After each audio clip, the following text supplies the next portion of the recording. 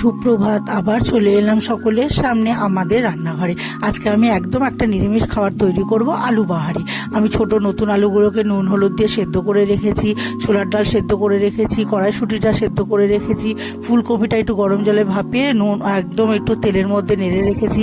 এবার কড়াইতে তেল গরম করে জিরে আর গোটা গরম মশলা ফোড়ন দিয়ে আমি টমেটো দিয়ে দেবো, দিয়ে কিছুটা ক্যাপসিকাম দিয়ে দেবো।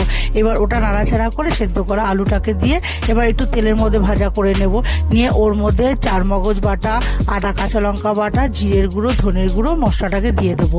এবার পরিমাণ মতো নুন, হলুদ, কাশ্মীরি লঙ্কার গুঁড়োটা দিয়ে ভালো করে মশলাটাকে কষিয়ে কড়াইশুঁটিগুলোকে দিয়ে দেবো। কড়াইশুঁটিটা দিয়ে নাড়াচাড়া করে ফুলকপিটা দিয়ে দেবো।